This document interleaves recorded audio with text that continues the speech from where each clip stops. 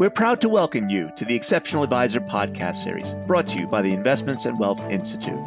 This series aims to help you to better serve your clients, differentiate yourself from the competition, and enhance your ability to communicate those differences.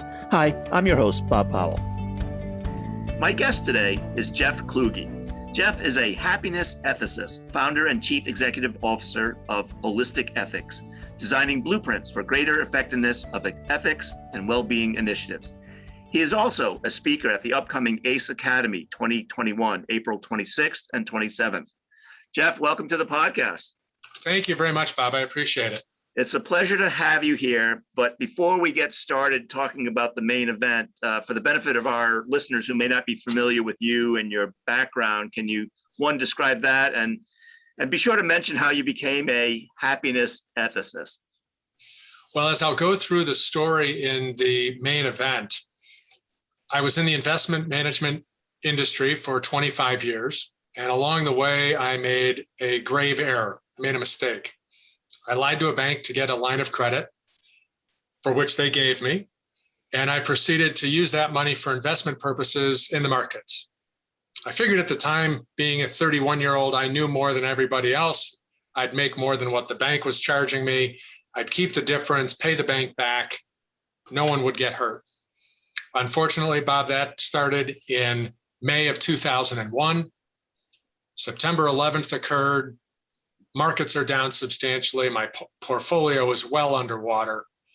And when came time for renewal, I really thought my life was, in a sense, over. I was in trouble.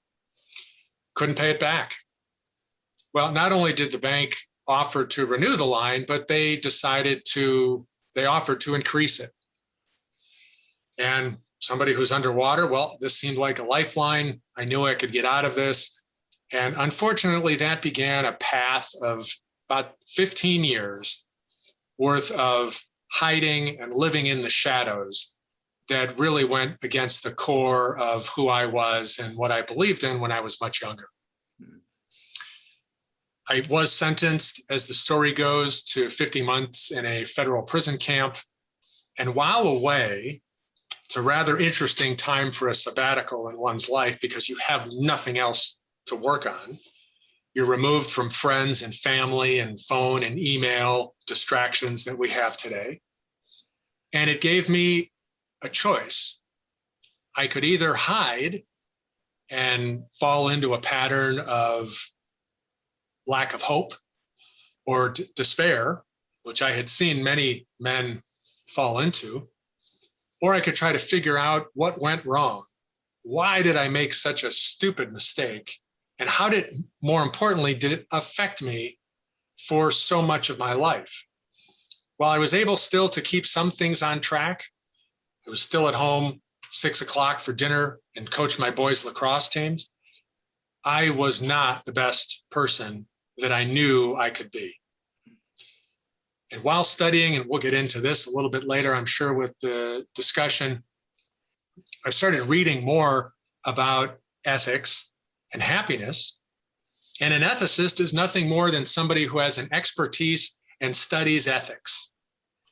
And the other part of this, the confluence really, where these two rivers come together, is that happiness and ethics are really intertwined. And for me, I thought, what better title could I use than a happiness ethicist? And so was born my new business. So before I ask my next question, I'm intrigued by your backstory. Two questions. One is, when you describe the line of credit, this was your money, not client money. Is that correct? Absolutely correct. This mistake, this thing that I had done, this was all of my personal note, and nothing happened. Nothing was related to client activity. Right. And then secondly, if I recall the story correctly, you turned yourself in. This was not a case where FBI agents came to your home. You volunteered to turn yourself in. That's right. That's right. I spent the better part of what turned into then 5 years after having a moment, 5 years of trying to put back what I had done, try to get out of the hole I dug, start living in the light and trying to get out of those shadows and stop lying and hiding all of this stuff. Still no one knew, but I couldn't do it. It was unsurmountable for me without any help or guidance from anybody else. And I wasn't going to bring anybody else into the mix. I just didn't think that was fair. So one day I said that was it. I hired a criminal defense lawyer. We walked into the U.S. Attorney's Office and FBI, and I told them what I had done. And if you can imagine their surprise of, why are you doing this? Right?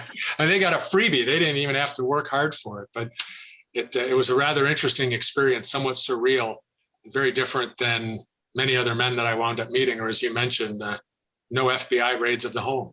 Right. And I have to applaud you for that, Jeff, right? I mean, so many folks who have deceived, broken laws. Bernie Madoff, Brad Blight is not a name you'll know, but I know, ended up not holding a mirror up to themselves the way you did. And, for that, you should be applauded. Yes. If people do, then I would accept it, but it wouldn't be something I try to go out and look for. Yeah. All right. So let's turn our attention to this notion of studying ethics, which has been done for years and years and years. Socrates is considered to be the first moral philosopher. And you talk about why we haven't figured this out. Why is it that we struggle with ethics and ethical behavior and being ethical? That really comes to a core part of not only my mistake, but what I see through research and studies and just my own personal experience watching others. The first part, Bob, is that we focus on short term so frequently. Social media has us to the moment of what our friends are doing, what celebrities, what companies we follow. And there's this notion of enough just never really seems to be enough. Think of spending money in our retirement planning as an example. We spend money today that we should be saving for retirement. Short-term pleasure outweighs long-term benefit. There's number one. Number two, unethical behavior is really, really profitable. If you look across so many industries, finance happens to be a gross one of it in some cases, but through energy, through perhaps entertainment, industry after industry, medical profession, unprofitable or unethical behavior makes you a lot of money. And if you have a shareholder focus where the stock price rising is your entire focus, then juicing up some of the numbers in the short term, remember short-term pleasure versus long-term gain, we juice up the numbers on a short-term basis, the stock price goes up, and the leaders of that organization benefit perhaps the most, or the shareholders benefit the most. And finally, the third piece is that reality is we don't spend very much time thinking about this at all. Financial professionals, as an example, have an hour or two a year of ethics. Think about that time for a moment, if you would, Bob. 2,000 to 2,500 hours, maybe 3,000 hours that somebody works. And we're going to spend 2 hours a year. 0.1% of our time is spent thinking about the values that we hold. It's just not enough time. And conflicts of interest come about so quickly, and we just don't stop to engage because money is to be made. Yeah. So when you think about ethics, and when others think about ethics, they might think about it as the difference between right and wrong. Do you view it that way too? No, I don't. Right versus wrong becomes a very adversarial relationship between us. For example, we may hold a belief of something and you believe you're right, and I believe I'm right. And we hold the other person now wrong. If we approach a situation, a potential conflict with that diametrically opposed set of views, it's really hard to come to the middle and try to figure it out or talk to each other because there's this conflict between the two. I went through it in the presentation, how do we avoid harm is probably the better route to look at ethics. It's not unlike what they can refer to within medical ethics. How do we avoid harm? And I propose that there is even a top tier of what I've referred to as ethos, the character of an organization, or for you individually as a person, is virtuosity. And virtuosity is how do we produce good? And if we could stop and begin to ask ourselves those questions, one, having answered or thought about what do we value, then we can really begin to look at how those actions could produce good or avoid harm for somebody else. And it gets us to be more empathetic and perhaps compassionate that the decisions that we make impact somebody else. So having gone to a liberal arts college and spent my more than enough time with Jesuits talking about philosophy, where do you put morals and morality in that equation, or do you not? I haven't, only from the standpoint that when you talk about morals or morality, you really do get that more religious sense. And I've wanted to stay away from a religious tone, especially if you're thinking about business. But I do think that humanity, since its inception, has felt better when we are altruistic in our nature. When we selflessly help someone else out, and that's doing something for somebody else without the expectation of getting something back, we tend to feel better, especially if that other person is very appreciative of the time, the attention, or perhaps financially that we've just bestowed upon them. So that does have a link to that religious related nature, but trying to not get down a path of morality and business, looking to make that distinction. So I want to give our listeners a sneak peek at what you'll be talking about at the ACE Academy. Care to give us that sneak peek? Sure. I discuss the idea of ethical erosion. There was a vacation that my family and I took to the Grand Canyon in 2009. And if anyone's been to the south rim of the Grand Canyon, Bright Angel Trail, it is a beautiful view of the canyon.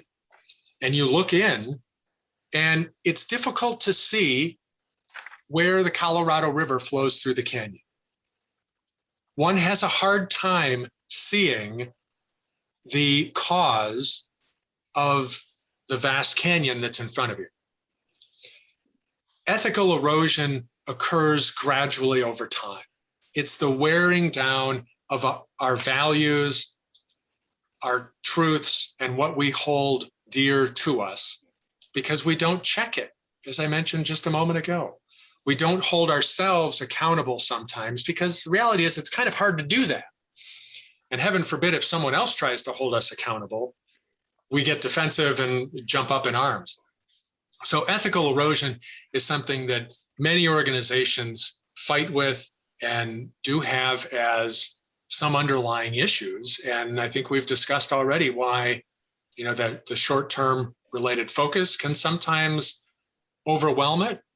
I think the regulators merely want to see a symptomatic approach to ethics of the last crisis or what has most recently transpired within the markets. And that's where laws and regulation come from. And the firms then create programming around the new symptom that's just been diagnosed. And again, they really don't spend time going after those core pieces.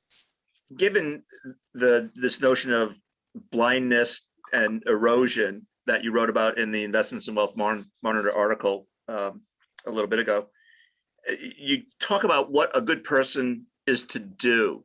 Do you mind sort of walking us through the steps that you outlined in the article in terms of what someone needs to do given this ethical erosion?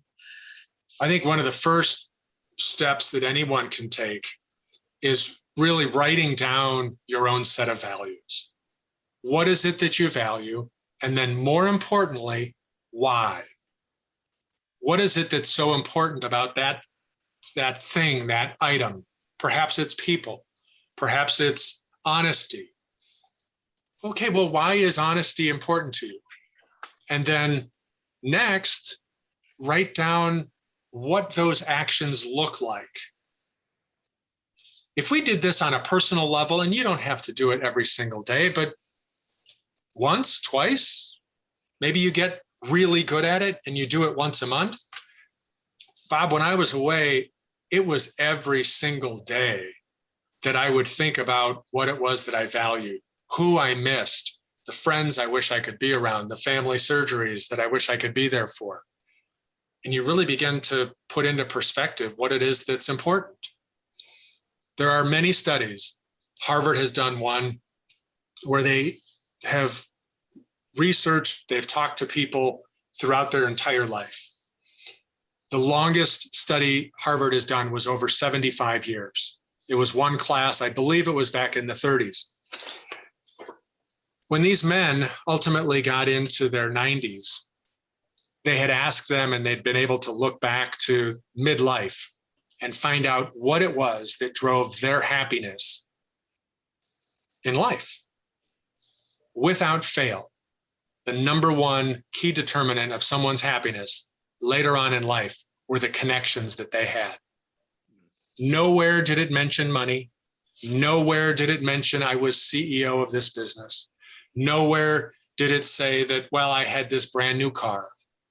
It was all about the connections, the relationships that we hold. And if you don't think about the relationships that you have, whether that's your personal relationships, whether it's a spouse or partner, your children, if it's your professional relationships, your employees, the other stakeholders that you're a part of, if we don't think about them and value them and really become grateful that they are a part of our journey, we really miss a great opportunity there. In your article, you talk about this notion of creating a compass that you set to 0 degrees as a way to, I'm curious if you could explain more about that. Well, I'm a self-proclaimed nerd. When I was very young, I reprogrammed my family's Apple II computer, a couple of games that were there. And so this notion of engineering or science has always stuck in the back of my head. One thing that somewhat bothered me was when people talk about the North Star, right? Polaris, and set your compass to the North Star. And I thought, well, what if I don't want to go north? So I came up with this idea that everybody has their own direction of where they want to go in life. And that should really be your 0 degree compass heading. Whatever it is you value, whatever it is that you do, set your compass to 0. The other part, as you mentioned in the article, is set a 180 degree compass heading. Now we've got an opposite. We've got 0 and 180 degrees, and we have this entire gradient in between them that we can now have as a little bit of a fail-safe, or we can be wrong a bit. I would challenge anyone that's listening to grab your smartphone, grab an iPhone, go to the compass heading, the compass setting or app that you have, and look at the wheel and point it to 0 degree. And try to take a screenshot of that 0 degree on your phone. It took me many a times to be able to do this, being incredibly still to do that. The point is that we can be off in our daily life by just a degree or 2. But if we leave it unchecked, that's where the erosion occurs, and that's where it can grow as we magnify it with time. If you're really good at that, I'm sure there are some people that can just pick up the phone, it's at 0 right away. What I would then challenge you to do is to go to the next level. Go running for a moment, get your heart rate up, put yourself into a pressure situation, go back to the compass and try to hold it at 0. My guess is that it will be harder to do that. And that probably likens far more to a business environment where pressure and stress are coming at us constantly. And making that moment just to calm down, to reduce the anxiety for a moment, to check our settings would be very valuable indeed. So let me see if I can put this to you in a way that at least I understand, which is if I've set my course to 0 degrees and I go -5 or +5 tomorrow or the day after, I'm not going to beat myself up because I'm no longer 100% ethical. But if it kept going 5 degrees this way or that way and became 180, well, then I've got a problem. Yes, that's absolutely true. The other thing is that if you realize that you're plus or minus 5 degrees, you're paying attention to it. And what we measure grows. If you're measuring and monitoring the fact that you are not on track, and this isn't dissimilar to planning for your retirement. If you're off track of retirement, then what do you have to do to get back on? If you're plus or minus 5 degrees in your own moral or ethical setting or the values that you have, come right back to it. Hopefully a 5% isn't such a gross negligence where you're dramatically out of bounds. But when left unchecked, I had done a slight little study, once again, going back to the nerd, where the fearless girl in New York City, I wanted to get to Seattle, which is where the Institute was having the conference this year, if we were in person. If memory serves me, that was a roughly 2,400-mile journey. For every 1 degree you are off on your compass over the course of 60 miles, you change your destination by 1 mile. We're talking about well over 40 miles now as the difference from leaving New York to Seattle. Think about if you were trying to go from New York to Honolulu, Hawaii. If you're off by 1 degree, you miss the Hawaiian Islands. You run out of fuel and you crash. When left unchecked, that can be really dangerous. If you find it early, you can come back pretty easily. And I was going to say, I think for most of us, course corrections, right? Whether you're flying a spaceship to the moon or Mars, or trying to reach retirement, right? Course corrections are important. Correct. And if you make a mistake along the way, hopefully they don't hurt anybody. You can just come back to those pretty quickly. In the article and at ACE, you'll be talking quite a bit, I think, about the problems with ethics training, and so I'm eager to hear what you regard as the problems with it as it exists today. Well, we do train ethics the wrong way. Here's the quick and dirty of it. Most ethics training is focused at the symptomatic level of a problem. I mentioned just a little bit earlier, regulators come in with pressure about what's happening in the markets, or clients that are getting the short end of a deal, or well, we could go through perhaps some of the more current things in the press these days. Companies then take those, they bring them back. Okay, we need to train people about X, Y, Z, and we train them about X, Y, Z.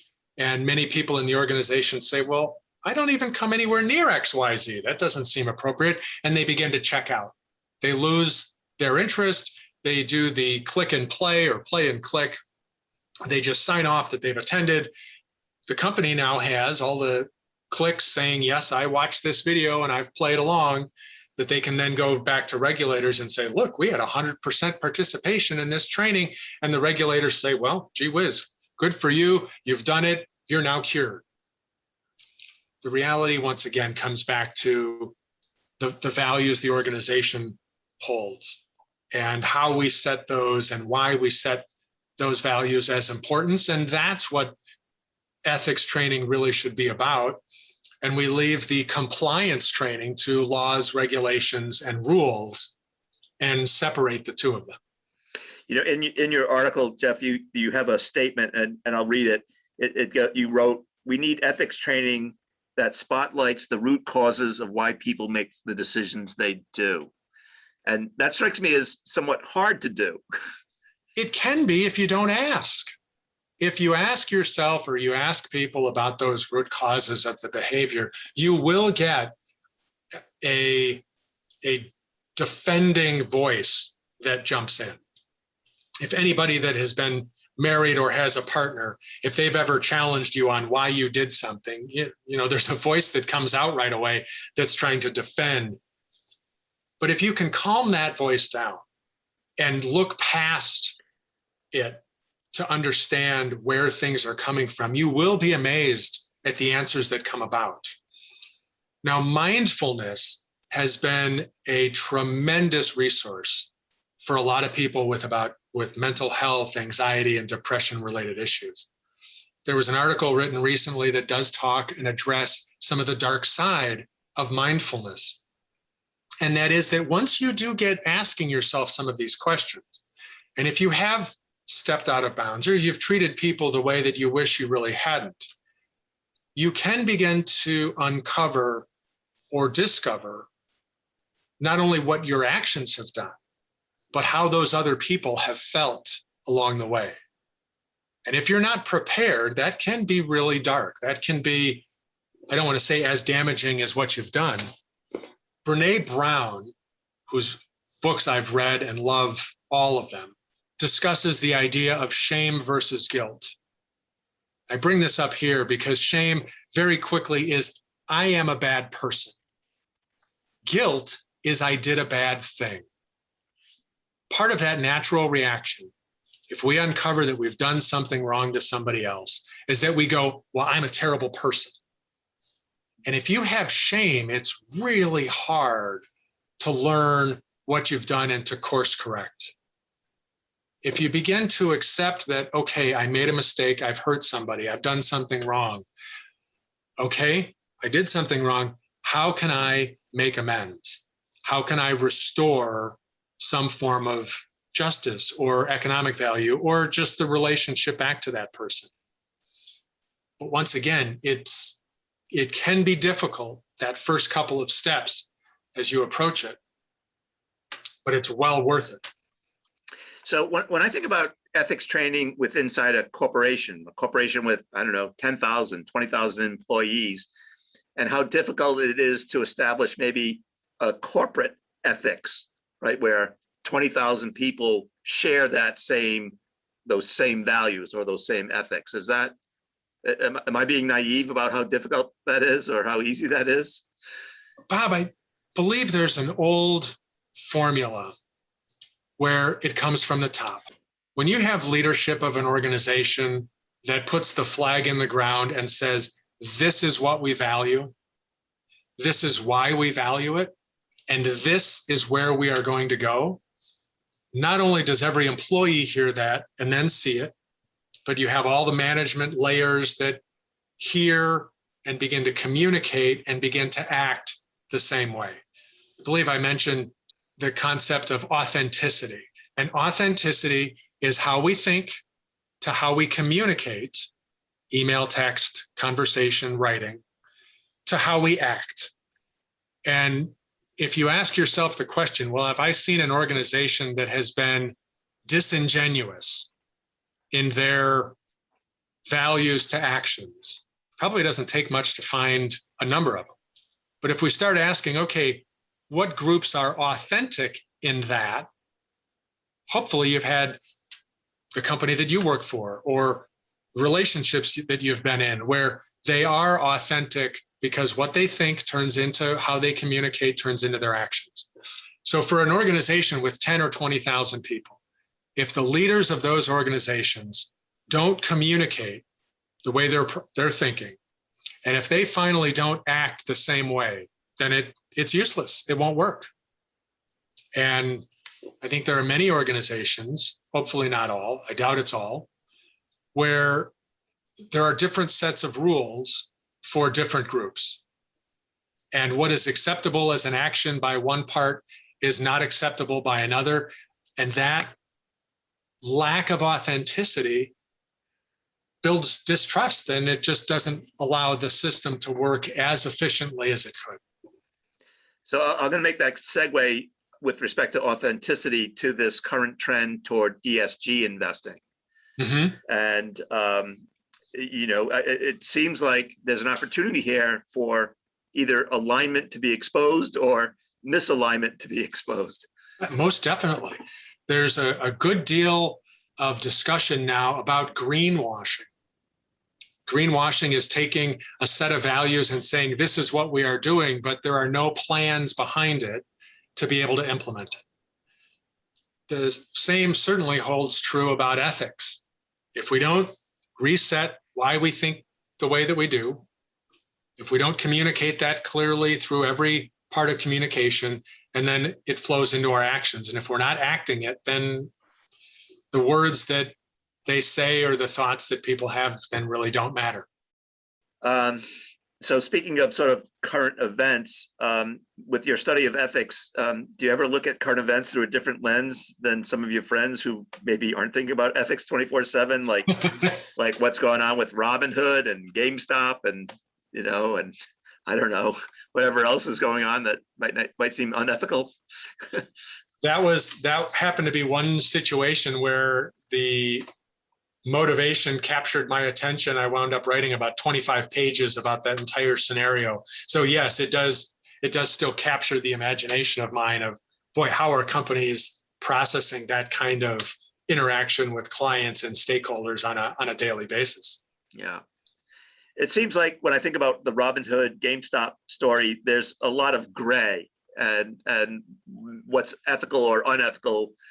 I don't know if it's in the eye of the beholder or it's yet to be discovered, right? It seems like there's a story that's yet to be told about that. What do you see as the gray? Can you give me an example? Well, I think the person who is sort of identified as the one who said there are all these companies that have shorted the stock and the stock is worth more than it is. He was a CFA who had done his homework and happened to be writing a blog. And, is often thought to be the person who started this, the reversal of GameStop's slide. But I don't think his motives were unethical. I think his motives were, that he was doing it in good faith. Okay. And from what I've read about, was it Kitty, the person to whom you were referring, whatever the code name was, there was one that stuck out that was rather almost of a cartoonish nature. Right. I would agree with your assessment. I think he was using social media as an individual, and whether he had a CFA or whether he was deeply invested, I think he shared that he was deeply invested. And he was able to garner millions of other people through this social media post to follow. And you had a tulip craze begin very quickly. And because it was so heavily shorted, and because there may have been misinformation about the shorts, or, well, it was short 140%, which is a whole nother ethical issue in and of itself. It became really easy that when you started putting buy orders and demand to buy the stock, that there was, people had to find the stock, and the stock just went to a 10x in the matter of a couple of weeks. So the ethics part is interesting to think about all the stakeholders, if you will, that were around that, and who, as you pointed out, were operating in the gray and, getting paid for order flow and perhaps not paying attention to the risk tolerance or education levels, or perhaps making it investing to be a game, probably seems more of a stronger ethical and securities violation. Forget the ethics. This is now legal violations than anything else. But I doubt it will be interesting to see what comes of it. I guess that's maybe a better way to say it. Yeah, well, I'm of the opinion that security laws always seem to get created in the wake of a crisis, not before the crisis. Which goes back to the ethic dilemma that I mentioned about we train to the symptoms, right? Laws and regulations will be acted upon because of GameStop, the memes, because of what happened. And large financial institutions to brand new fintech companies will have to pay attention to those new rules, where I strongly propose that if they were looking to how do we produce good, and the original idea that one said company had about making investing accessible to more people, that was actually a noble and a good cause. They just happened to do it in a way that was incredibly, how do we say, self-serving, and hurt a lot of people along the way. Yeah. And that's where I think the regulators end up having the problem. Sometimes life is full of unintended consequences, right? Well, unintended if you don't think about them. Right. Right. If you never work through the problem set in front of you of, well, who is affected by these decisions? Who are my stakeholders? If you never think about it, then of course almost anything becomes an unintended consequence. Yeah. But if you do plan out some of these and look to what kind of impact you make and what the externalities are of decisions you make, there are a lot of bright people out there. I think that people can find ways that others are affected that they hadn't thought out before. So it seems to me somewhat disingenuous saying that, well, we didn't know that could happen. Come on, of course you did. Well, I'll not to challenge you, but I sometimes think if I'm an executive at Robinhood and someone said to me, you have to contemplate the possibility that a stock out there is shorted and that there'll be a social media mob buying that stock. Work through that to make sure that our exposure is covered. Well, I will give them that the meteoric rise and if I'm remembering this correctly, the OCC, the clearinghouses coming to them basically saying, look, you need to put up more capital. Okay, the extent of that rise probably was unforeseen. But were the actions about giving people the ability to buy options without having any investment experience, or use tremendous amounts of margin without any investment experience, was that vetted properly? And those couple of steps seem to really get in front of the meteoric rise. So they put the fuel on the fire, they allowed it to, they Right. created or encouraged or let the fire burn, so to speak, and it just took off to a level that, where they needed new capital. Well, so that might be a good segue for this. Like, what suggestions do you have for companies and perhaps financial advisors to build holistic ethics into their business? It doesn't have to pertain to Robinhood, but obviously, we live in a world that has profit motives, and people want to make money. And let me be clear, Bob, that the idea of asking how do we produce good does not mean that we should be entirely altruistic with our companies, right? Businesses still do have to make money. But I would challenge and just ask everybody if they have ever been part of a transaction or in a relationship where the other party was absolutely in it and out for themselves versus one in which they had your interest at heart and really wanted to do something good for you. On that other side, I think of Southwest Airlines or a Whole Foods or perhaps a Ritz-Carlton, where yes, it is more expensive to do these other things, but you gain raving fans. You have people that absolutely love what they do. I think to some extent, perhaps, and I haven't fully vetted the idea, so this is a first, but I think of some of Apple's product development under Steve Jobs. He was very focused on the consumer and the consumer experience. And he went to the lowest employee and would sit down at their desk unannounced saying, I heard you had this as an issue. Tell me about it. What are you thinking? So he would engage people. Now, yes, he was very difficult to work for, and there's a whole nother section there. But he was very focused on some of that consumer, and the consumer responded. Whereas if we look at businesses that, the consumer is really a means to an end, that's where some of the fads come into play, I believe. So you can have a profit motive. You can do good works. It is a different focus and attention than what some have done today, but it's all possible. We've got wonderfully bright people that can solve phenomenal problems. Just engage them to, how do we solve this as the problem? How do we solve doing good or avoiding harm as a motive in helping our clients? So a second ago, I heard the trigger word, and I don't want to take us too far afield, but we live in a world where there are different standards for dealing with clients, right? There's a fiduciary standard, Yes. there's a best interest standard, there's a know your customer standard. What's your thought about how advisors can do right by their clients, given those different standards that are out there in an ethical way? My opinion is that the fiduciary standard is what we should act upon as an advisor. When you have the client's interest at heart and you talk about the honest cost of fees and expenses, and you show honestly what the results have been, and you go through the details, that is by far the best practice.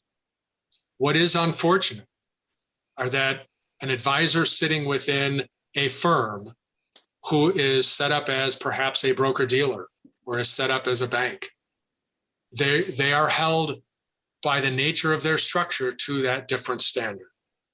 So as much as the individual wants to produce good for the client and build out that ethical interaction, that virtuous interaction, they are somewhat limited by the interactions of the organizations that they're a part of.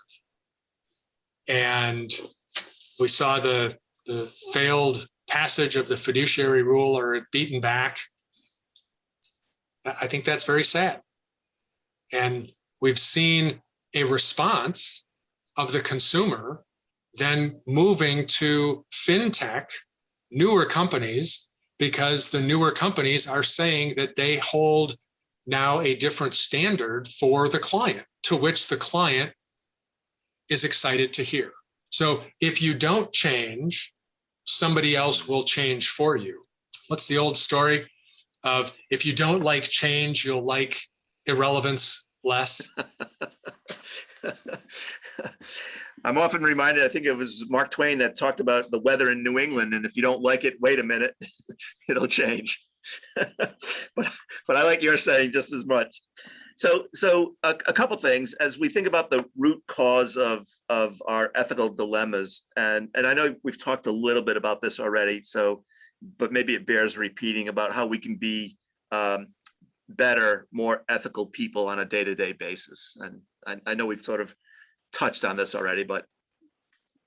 Sure, very, very quickly, it is about approaching your own mind, your own values, how you operate, and how you act on a more regular basis. We use the example of setting that compass, giving a presentation next week to a very large financial institution. And in that example, the one thing I'm linking together is, when you see an airplane, think about that travel from New York to Seattle. So every time you see an airplane, just do a quick check of, okay, how am I living what I value? Am I on track or am I off track? And let that be a reminder of, how are you doing? And if you miss, that's okay. Don't beat yourself up. Don't go into that shame that you're a bad person. Just make the adjustment to live in that better direction. I see an opportunity to create an app here, Jeff. I do too. We'll save that one for another time. So we've covered a lot of ground. I want to give you an opportunity to maybe make mention of something that you haven't touched upon, or just reemphasize something that you've already mentioned but bears repeating. The essence of the happiness ethicist is taking ethics or virtuosity. It's taking what we value and linking that back to a component of how we feel and our own well-being every single day. Life is very, very short. When we miss those opportunities to connect with friends or family or the relationships that we have because of anxiety or depression, or when we treat people in ways that looking back, we wish we hadn't. It all can start to change today, right now.